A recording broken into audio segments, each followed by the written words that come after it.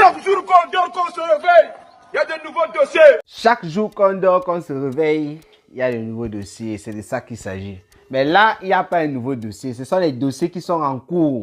Ce sont les dossiers qui brûlent sur la toile, dont on va parler là tout de suite. Zéro paix à Facebook. C'est la veuve joyeuse qui avait raison. Il y a les preuves.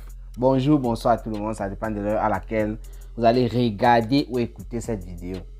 Dans cette vidéo, nous allons parler des combinaisons de guerre ou de paix qui est actuellement sur la toile. Donc des personnes qui sont en guerre avec d'autres personnes. Et à cause de cette guerre en quelque sorte peut entraver la paix qui est avec d'autres personnes. Donc nous allons prendre quelques exemples avec tout ce que vous connaissez, ce qui se passe sur la toile. Ça part dans tous les sens, sur tous les fronts, il y a des batailles. C'est ça la toile Facebook, la toile camerounaise pour le moment. Donc on va commencer d'abord avec la première combinaison. La combinaison Fleur de Lille, Monsieur Messang, Amer Kamer Compressor. Fleur de Lille, Monsieur Messang, Amer Kamer et Compressor. Par exemple, regardez dans cette combinaison. Fleur de Lille serait en guerre avec Monsieur Messang. Or, Fleur de Lille est en paix avec Amer Kamer et en paix avec Compressor. D'ailleurs, Compressor avait dit la personne qui va s'attaquer à Monsieur Messang va la voir en face. Sachant que Fleur de Lille venait de faire la paix avec Compressor, ça fait déjà plusieurs mois, mais on peut dire c'est récent, puisque je ne pense pas ça fait déjà 1 an. Les gens se sont posé la question, elle-même d'ailleurs, elle a dit dans sa vidéo que si elle faisait la guerre avec M. Messang, Compressor ne devait pas entrer là-dedans. Compressor aussi dans sa vidéo a dit l'autre jour que si M. Messang, on veut la distraire parce qu'elle est en train de gérer une situation, on va venir sur sa combinaison avec le président Amon, parce qu'elle est en train de framponner le président qu'elle appelle le président des Beaux-Ailleurs. M. Messang pouvait se défendre tout seul, qu'on n'essaye pas de la distraire. Compressor dit qu'elle n'était pas dans ça. Donc voilà un peu ce qui se passe. Fleur de Lille d'ailleurs dans sa dernière vidéo a décidé de reporter ou bien de ne plus faire ce qu'elle avait prévu faire le week-end. Car le week-end, samedi et dimanche, elle avait consacré ces 2 jours à M. Messang. Elle avait prévu le déchirer. M. Messang qui au préalable, dimanche dernier, je suis en train de faire cette vidéo le 28 avril, c'est un jeudi, voilà. Dimanche dernier, M. Messang avait fait une vidéo sur Fleur de Lille pour lui répondre. Il lui avait dit, pourquoi est-ce que il ne parlait plus de Fleur de Lille. Pourquoi est-ce que ça se passait comme ça? Parce que Fleur de Lille posait des questions de savoir, le monsieur se méditait, c'est tout, pourquoi. Donc le monsieur, il a expliqué à Fleur de Lille pourquoi est-ce que c'était comme ça. Il était déçu d'elle parce qu'elle avait sorti des mensonges sur lui lorsqu'elle était aux États-Unis et par rapport à sa femme qui était presque à terme. Donc il avait décidé de ne plus parler de Fleur de Lille après cette vidéo. Mais le lendemain, Fleur de Lille a commencé à utiliser des termes et tout, voilà, contre lui. Et même mardi aussi, elle a continué. Et lui, il a aussi enchaîné avec les posts en faisant savoir qu'il devait régresser ses pieds, des trucs comme ça. Et maintenant, il parle de boutique de l'habilleuse, il parle de sa maman. J'ai vu un post où il parle de sa maman. Que voilà, elle mange quoi, l'argent de la CAF, des trucs comme ça, voilà. Donc, la guerre entre Fleur de Lille et M. Messang. S'il n'y a plus guerre, ok, c'est bon.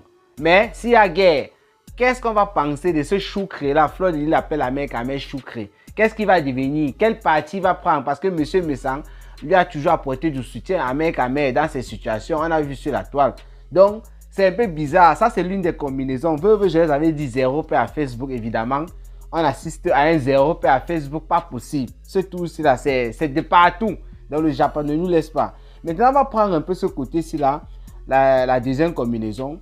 Combinaison Compressor Lolo Fonja, Amer Kamer Prési Amout. La combinaison, c'est aussi, ça me fait un peu rire.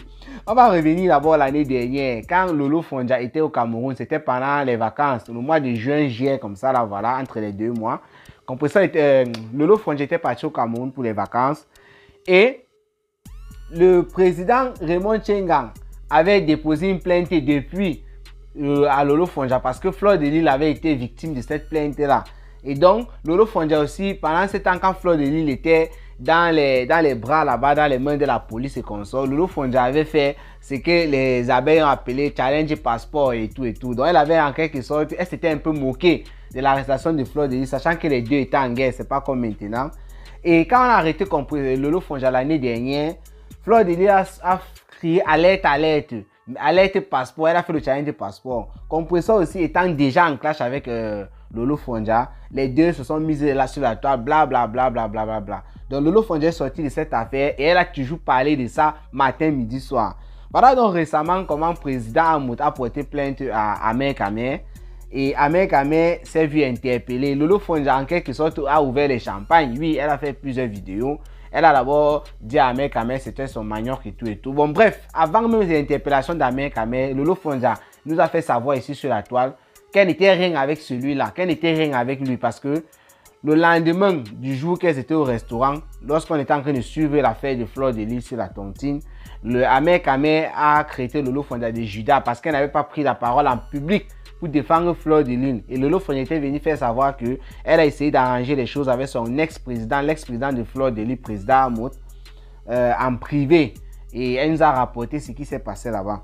Donc, Compressor et Lolo Fondja actuellement sont en guerre aussi par rapport à cette affaire. Donc, la guerre qu'il y avait déjà entre Compressor et Lolo Fondja qui se plaignait que c'était Compressor qui appuyait le président Raymond Tcheng au Cameroun pourquoi on l'enferme, voilà. Donc Lolo Fondja n'a jamais digéré ça, raison pour laquelle elle avait décidé, parce qu'elles ont eu les problèmes dans le passé, mais c'était toujours quand même calme, c'est revenu au calme, même si elle ne se parlait pas trop, voilà. Mais le tout, si Lolo Fondja avait décidé de ne plus jamais, au grand jamais, jusqu'à sa mort, selon ses dits, de parler encore ou bien de faire quoi que ce soit, de prononcer même en quelque sorte le nom du Compressor. Quand Amer Kamer a été interpellé et tout, Lolo Fondja a fait une direct où elle rappelait son interpellation par des mêmes personnes. Que pourquoi aujourd'hui vous êtes en train de défendre Amer Kamer. Vous dites qu'on a filmé Amer Kamer et tout, vous vous plaignez, vous criez dans tous les sens. Et pourtant quand c'était Fleur de Lys, c'était pareil.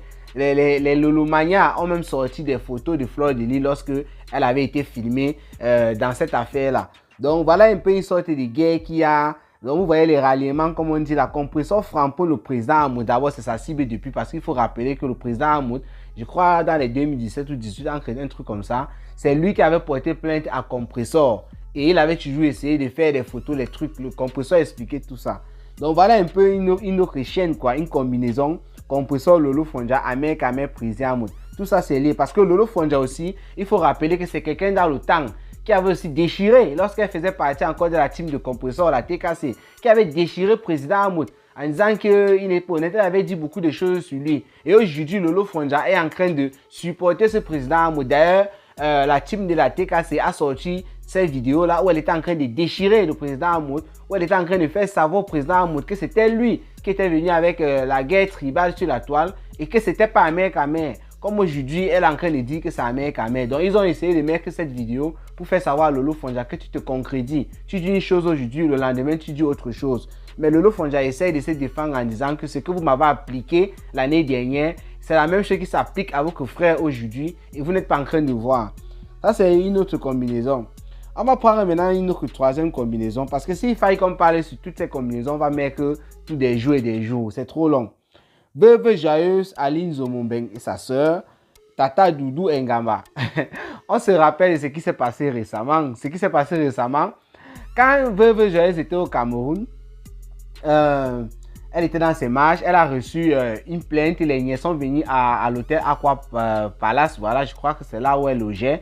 Et les niais sont venus là-bas et lui ont dit qu'il y avait une plainte contre elle de Paul Désir. Paul Désir Bia, c'est la main droite de Lolo Fondja. Depuis l'affaire de l'année dernière, l'affaire que je viens de vous parler un peu rapidement là, lorsqu'elle avait été interpellée et tout, voilà. Donc le monsieur était toujours avec elle. Paul Désir Bia, c'est un gars qui est venu au nom de la dame Chata ici, voilà. Lolo Fondja t'avait expliqué ça si je ne me trompe pas. Donc, le monsieur avait porté plainte à la veuve Joyeuse. La veuve Joyeuse, elle a réglé ça au téléphone. Elle a appelé le gars, elle lui a demandé les excuses. Tu es mon petit frère, nous sommes du DJ et là-bas, c'est monté, c'est descendu. C'est ce qu'elle nous a expliqué d'ailleurs. Elle a expliqué au gars qu'elle avait prononcé son nom seulement une ou deux fois et pas vraiment mal. C'est pas qu'elle a mis, qu'elle avait mis une caméra et elle a commencé à l'insulter. Non. Le gars a compris sa soeur, la veuve Joyeuse, et il a dit qu'il devait faire une lettre de désistement. On ne sait pas par quelle alchimie causée aussi en même temps avec Tata Aline Zomombeng. Et il avait aussi promis d'envoyer cette lettre de désistement à Tata Aline Zomombeng. Chose faite, Tata Aline Zomombeng a exposé la lettre et a commencé à dire que c'est elle qui avait plaidé pour qu'on laisse la veuve Joyeuse. Veuve Joyeuse, ayant entendu ça, n'a pas été satisfaite, n'était pas contente. Elle s'est enragée et tout. Les deux sont entrés en clash. Les sœurs disent avec quelques semaines qu'ils disaient je vais jamais te clasher même si tu me fais quoi et tout. Parce qu'elles sont rentrées de la canne, elles étaient unies. Bon, elles ont été désunies à partir de ce moment-là. Tata Aline Zomombe a pourri le séjour de la veuve d'après elle. Elle insultait, aujourd'hui, elle va cuisiner, m'a drogué. Aujourd'hui, ce sera le drogué, veuve joyeuse droguée, ou la veuve malheureuse, des trucs comme ça. Donc, veuve joyeuse n'a pas pu bien passer son séjour parce qu'elle passait son temps à répondre, elle ne voulait pas laisser. Lorsque la veuve joyeuse rentre, et c'est Aline Zomombe le Tutsi qui part au Cameroun. Veuve joyeuse décide de pourrir aussi le séjour de Tata Aline Zomombe. Voilà, j'ai bien prononcé Zomombe au Cameroun. Elle framponne. D'après ce qu'on a écouté dans le direct de la sœur de Tata Aline Zomo, elle dit que lorsque la veuve a commencé à framponner, elle a appelé sa sœur et fait savoir qu'elle était harcelée par la veuve joyeuse. Donc, c'est que Tata Aline venait nous montrer sur la toile que non, veuve peut crier comme elle veut sur son maillot. C'était faux. Elle était touchée. Elle a appelé sa petite sœur pour lui dire ça. Elles ont continué dans les clashs. On a vu accrochage de caleçons rouges dans la maison de la veuve. On a vu des choses et tout. Beaucoup de choses se sont dites sur la toile concernant ces deux-là. La veuve a dit, elle, avec elle, balata. Le terminateur vient donc vendredi le 23 avril. Lorsque la veuve joyeuse nous met une vidéo où les pissements au lit sont des tailles. Où on entend un gars qui est en train de gémir au dernier niveau. Les tap. Donc, on est en train de framponner une gars, on casse le derrière. Elle-même demande dans la vidéo qu'on casse, bon, dans l'audio, puisque c'est un audio qu'on a écouté, qu'on casse. Elle demande au gars de mettre dans le petit trou. Le gars, il fait tout ça. Voilà, on entend ce qui se passe. Et la veuve joyeuse nous fait savoir que cette go-là, c'était Aline Zomombe. Moi, j'ai dit que moi, je n'étais pas d'accord, que c'était pas elle. Bon, d'après ce que moi j'ai suivi, mais chacun peut dire ce qu'il veut. Moi, il dit que moi, mon avis, quand il écoute la voix, ce n'est pas sa voix. Mais les gens sont en train de dire que c'est elle. La veuve insiste là-dessus. Donc, c'est la goutte d'eau qui aurait débordé le vase parce que la sœur de Tata Aline Zomombe nous explique que la famille s'est réunie par rapport à ça. Une diffamation hors pair. Et la famille a décidé de porter plainte à la veuve joyeuse. Voilà encore, ça c'est une sorte de combinaison. Et quand ça s'est passé comme ça, Tata Doudou Ngamba, elle entre en jeu comment? Elle écoute ça, elle est dépassée par les événements. Elle dit qu'elle-même, elle a écouté le truc, elle est en train de gratter le mulet, les trucs comme ça là. J'ai pas envie de mettre cette partie de la vidéo. Elle a fait une petite comédie là-dessus et elle a recadré la veuve joyeuse en disant c'est pas normal, tu veux pas te comporter et tout. Elle a recadré aussi Tata Aline en disant que non, c'est pas normal, tu es parti là-bas, c'est monté, c'est descendu. Tata Aline Zomo a déchiré Doudou Ngamba. La sœur de Aline Zomo a déchiré Doudou Ngamba. Donc ça, c'est l'une des combinaisons des 0P à Facebook. S'il fallait qu'on parle de tout ça, on va jamais finir. On parle maintenant à la quatrième combinaison. Il y en a. Quatrième combinaison. Je crois que j'ai à parler de ça, mais juste pour reparler. Président en mode maintenant, Amer Kamer, Raymond Tchengang, le président de Compressor, Monsieur Raymond Tchengang et Guylaine Chapuis, la Tata Guylaine Chapuis. Président, vous connaissez l'affaire de Tontine. Je reviens sur ça de temps en temps quand moi quand je plante le décor dans les vidéos.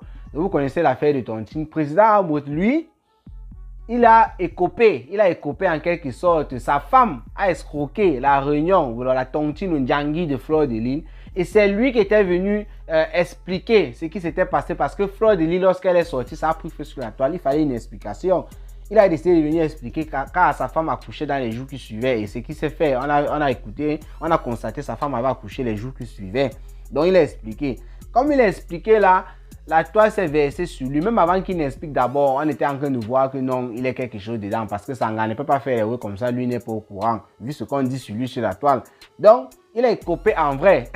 Amer Kamer l'a bien nettoyé sur la toile, comme beaucoup d'autres personnes d'ailleurs, ça il faut le noter. Mais lui, il a fait une vidéo récemment où il a fait savoir que parmi toutes ces personnes-là, lui-même il a posé la question que pourquoi est-ce qu'il n'a jamais poursuivi les autres qu'il avait insultés. Mais il a poursuivi seulement Amer Kamer. D'après lui, Amer Kamer serait allé un peu loin. D'ailleurs, beaucoup de personnes ont dit ça. Et Amer Kamer lui-même il reconnaît que lorsqu'il clash parfois, lui ne blague pas, il part toujours un peu à l'excès. Donc, président Amoueta a porté plainte à Amer Kamer et récemment, on a interpellé Amer Kamer. Voilà donc pourquoi Compressor aussi est venu. D'ailleurs, qui a d'abord ses problèmes avec le président Amoueta depuis longtemps. Ce n'est pas une affaire de justice, ça date des années. Et Amer Kamer encore frère de Compressor et tout, voilà. Il y a eu framponnement. Compressor framponne de son côté là-bas. Mais c'est maintenant aussi la guerre de quoi là? Du pouvoir, la guerre de je suis président. J'ai les relations, la guerre des relations. D'où entre alors le président Raymond Tchengang et Tata Guylaine Chapuis qui sont au Cameroun. Tata Guylaine Chapuis, la patriote qui dit qu'elle a ses relations. Le président Raymond Tchengang aussi qui dit qu'elle a ses relations. Donc Amer Kamer ayant fait un jour de garde à vue, Tata Guylaine Chapuis est venue nous scander sur la toile, voilà. que ce sont les relations qui avaient parlé, que le président Raymond Tchenga, c'était les vraies relations, c'est pas le Nior. Les gens ont dit que non, s'il avait les vraies relations, Ahmed Kamel ne devrait même pas dormir là-bas. C'est ce que les gens ont dit sur la toile. Bon, la plupart des personnes ont aussi dit ça. Les gens qui ne le supportent pas, Ahmed Kamel, bien sûr, là il faut préciser. Parce que les gens qui supportent Ahmed Kamel ont applaudi ça. Moi, j'étais content quand même que Ahmed Kamel soit libre, voilà. Ahmed Kamel a passé une audition mercredi, hier c'était mercredi, le 27 avril, il a passé une audition. Il nous a rapporté aussi ce matin comment les 2 fois, parce que hier aussi le président Amout a posté sur sa page que tu faisais les bruits, vous avez les relations, les trucs comme ça et tout. Qu'est-ce qui se passe? Comment est-ce que tu te retrouves donc au parquet en garde à vue? Parce que c'était au parquet qu'il était. On l'a mis au parquet en garde à vue. Et il est sorti le soir. Tata Guylaine a annoncé 4 heures de temps après que Ahmed Kamel n'était pas en garde à vue. Bon, qu'il devait être en live avec elle. C'est ce qu'elle a dit. Et effectivement, il était en live bien sapé avec le président Raymond Tchenga et tout, autour d'un whisky et tout. Voilà. Et Tata Guylaine Chapuis nous a encore fait savoir comment le vrai président, c'était le président Raymond Tchenga. Lui qui paye une maison, qui a une adresse en Europe, mais qui vit au Cameroun. Et il n'y a pas de problème, il s'en sort.